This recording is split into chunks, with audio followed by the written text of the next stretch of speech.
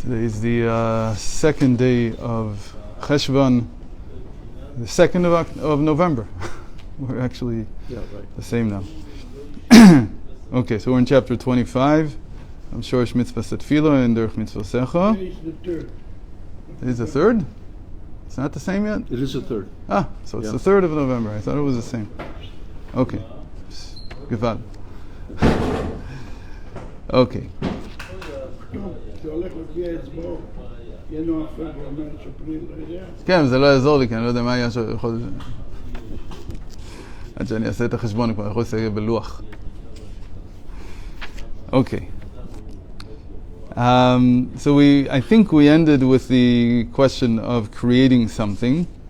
And we said that the problem with creation is that when we say creation, we mean something from nothing. So that, even if all the people in the world came together, they can't create something out of nothing. Yesh me'ayin, they can't do. What they can do is something from something. And in fact, the things that we create today, something from something, are much more complex than the wing of a fly. Much more complex. We create whole flies. We take the fly and we turn it into our robot. We do a lot more complex things. But we can't create something that's something from nothing. Are you sure that we can create something which is more complex than a fly? Yeah, I think so. Much more complex. What could be more complex than a fly's legs that can land at like 1,000,000 miles an hour? Relatively A speaking. mosquito's leg. No, we don't have all the functionality, but the things that we create are much more complex. I mean, we create an AI that says things much more complex than a fly. You know, a fly is AI, basically. Depends how you define the complexity. אני חושב שכל ה-AI זה רק עכשיו, שהדבר עוד ימצאו חסרונות בזה. No, it's just a chesronot. It has hallucinations, but so do flies. That's why you can kill them. A lot of people don't know how to grab flies, but it's very easy because you can predict exactly where they're going to go. Because they're very predictable. And they're actually very slow. If you know where they're going, they're very slow. And there's certain things they can't see. And if you know how to use that to your advantage, you can kill them, like coming this close and kill them. There's all kinds of stuff. You just have to get to know how they function. But they're pretty simple. In any case, mosquitoes, same thing. Mosquitoes are even stupider. DNA. Can we create something like a DNA? I think we create stuff that's much more complex than DNA. More complex than DNA. I think so. I think our computer programs are much more. It's basically combinatorics there. It's just combinations of two possible. It's very long, so it makes it. The question, the DNA is not. If we're already saying, I think the whole movement in biology started in the 80s. I can't remember the woman's name, and she claimed that the DNA was only half the picture. And the least complex part of the picture. The more complex part is the cell. Is how does the cell take what the DNA codes and turns that actually into proteins. It's much more complex. And why do these proteins actually do what they do to create a living organism? That link is very much missing. So we've come a long way now because now we knew for a long time that proteins function based on their shape, their form, but we didn't know what their form was because they're too small, and there's no way to look at it. So, but now we know we're pumping out every single protein now at the speed of I think 100 a day, because of what's their name? The guys who did the guys from London, the AI from London that Google bought. What's it called? I don't remember what their name is. Google owns it. Yeah, they bought them a few years ago after they beat the world champion in Go, which is a very, very complex game. Go is much more complex than DNA, by far. It has many more combinations, and the strategy is much, much harder. DNA has no strategy. It's just it's a very mechanistic thing. It's just very long, so it has a lot of a lot of codons, so it looks very complex, but it's actually very straightforward. What happens after the DNA is really a question. And there, I don't know if we know. I don't know if we know how to manipulate proteins to create a new organism yet, but we're getting there. In any case, what we're saying is that eventually we don't put a limit on humanity. It wouldn't make sense to put a limit on what humanity can do in terms of something from something. Once you have the building blocks, you can probably create anything. There's no reason to imagine we can't create life forms that are much more, or at least very different from the ones that we know right now. But there is a lot of reason to assume that we can't create a life form out of nothing. What would be like doing something out of nothing? I think that to a certain degree, teleportation might be something like that. But real teleportation, like where you're taking just information. Again, the way we define something from nothing is that the organism cannot find its origin. It doesn't know about its origin, so it's not nullified to its origin. One could ask, is AI nullified to its origin? Like, does it know where it came from? Wow. So the question really is, does it know anything about itself? I don't think it has any kind of consciousness. Right? We haven't created any consciousness yet, so it's not really a question. The question will become, when we create consciousness, separate from ours, created something out of nothing, will we be able to create it in such a way that it won't know its origin? This should not be mistaken for the question that Elon Musk keeps bringing up, which is, can AI turn against us? Of course it can turn against you, because in the end it's a program, and if you didn't think about all the contingencies, of course it can do something you didn't expect. And since you don't know what it's doing... He's talking about consciously going against. Right, but no, I don't know. He's not talking about consciousness, because there's no consciousness yet. It goes against, yes. There was this whole thing. There was this guy who was fired from Google a year ago or something like that, and he was claiming that he had conversations with their AI that show that it's self-conscious, and this and that. And Google said the guy is he's just as hallucinatory as the AI. Like he's not stable. What are you talking about?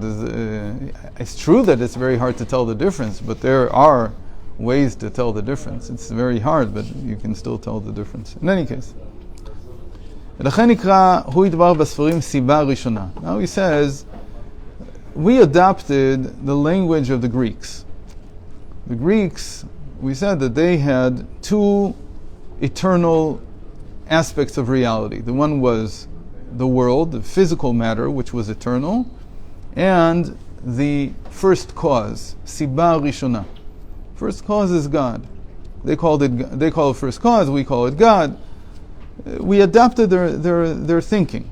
The Rambam says he's the Sibat Kol HaSibot. He quotes, there's many who say this, he's the reason behind, he's the cause behind all the causes. But here, notice what he says here. What this means is Dahainu Shu Yitbarach Kadmon, meaning that he is eternal. That's what we mean to say, that he is eternal. Chulu. The difference between us and the Greeks is the world eternal also, is matter also eternal. So the chulu here, the etc. would mean Dahainu Shu Yitbarach Kadmon lechol hakdumim. That's the continuation. He is the first among all those who are firsts. So he's before everything else. So even reality, the physical matter of the world, is not as eternal as Hashem is, meaning it's created. Okay? He's the only one who's really eternal. Kadmon lechol hakdumim. He's not saying there's nothing else that's kadmon, because there is kdimut. Kadmon means something is the first. So there's many things that are the first, but he is the first of all the first. It's like saying he's the king of all the kings. And that is why it is only in his power to create something from nothing and from zero, the complete nothingness, without any other cause coming before this creation, this thing that he created. And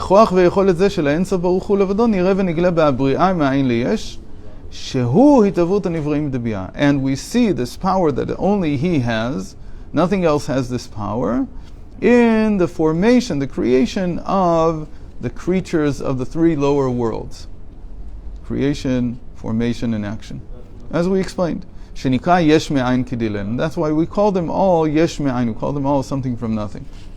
אבל בחינת השתלשלות הספירות עצמן זה מזה, ובחינת השתלשלות הילה ועלול כנול. But like we said, the spheros that are in the world of emanation and atzilut, they are completely what we call hilah ve'alul.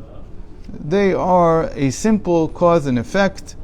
They completely recognize their origin, and so they are entirely in a state of nullification. לפיכך, אף על פי שמעלת הספירות רמה ונשגבה באין ארוך על הנבראים. So, what comes out of this? What are some of the corollaries that come out of this? That even though the spheros themselves, the spherot themselves in the world of emanation are much, much higher in their hierarchy, in the hierarchical sense, than the creation, meaning everything comes in the three lower worlds. כמו שכתוב באיגרת הקודש, as it says in the Tanya, al pasuk v'anochi afar va'efer, right, this is already this week's parsha, that I am dust and ashes. So he explains in Igeret HaKodesh, what does it mean that Avram says, I am dust and ashes? What does this mean? He wants to why does Abraham use this image of dust and ashes? Well, what's the idea here? And now he says like this, this is from the Tanya, שאפילו מידת החסד והאהבה שמהצילות, שירדה למטה להתלבש בגופו של אברהם אבינו עליו השלום, שהיה מרכבה וכו' לחסד אינסוף, אין דמיון וערך מהות אור האהבה מאיר בו, אל מהות אור האהבה וחסד עליון שבאצילות. Says, you might think that because we say that Abraham is the archetypal soul, the essential soul of loving kindness, that loving kindness, the way it appears in Abraham, is the same thing as loving kindness in the world of emanation, as the sphere itself. That's what you might think. He says you should know that there's no commensurateness between. They're not commensurable. They're not the same at all. Meaning that loving kindness at its source is completely something else than how it was when it appeared invested in Abraham's body. It's lower. It's much lower in his body. In what way is it lower? כדמיון מהות האפר כשנעשה אפר על ידי שרפת העץ. Here we get to the theory of four elements of the Greeks. Greeks say, so first of all, I'll translate and then I'll explain what he's saying. So he says, it's the same thing, it's the same relationship between the sphere of loving kindness and loving kindness in Abraham's actions, in his body, the way he was loving kindness. The same relationship can be found in analogy from earth and the leftovers of burning the tree that grew out of the earth and becomes dust. So the dust is like the loving kindness in Abraham, and the earth is like the loving kindness as it is in emanation. What's the connection? So first of all, the simple connection, the way they understood in the time of the Alter Rebbe, is that trees grow out of ground. Not every tree does though, right? There are orchids. Orchids are trees like I heard this just last week, so I'm using it. I don't know if it's true. I didn't have time to check it. I heard that a date palm is an orchid, which means that it doesn't need earth in order to grow. So where does it get its nitrates from? From the air. The air is 20% nitrogen. There's plenty of nitrogen in the air. You don't need to get it from the ground. There's probably other things that you need. But these trees are very good. They're orchids, they're called. All they need is sunlight, water, and air. They don't need the ground. But a normal tree needs the ground. So what do we say? We say it takes the earth and it turns it into the tree. How would we say this today? Nitrates. It takes the nitrates in the ground and it turns them into the tree. Why nitrates? Why is this connected to earth? Because we said that the four elements, if we would translate them into modern chemistry, so we would say that fire is oxygen. Sorry, not oxygen. Fire is... Why not? It is oxygen. No. Let's start from the bottom. It's easier.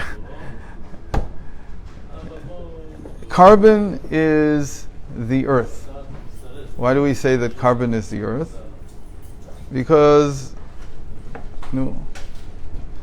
nitrogen is the air. No, I was right. Oxygen is the fire, and air is nitrogen, which is, sorry, I said 20%. 70%, 75% of the air is nitrogen.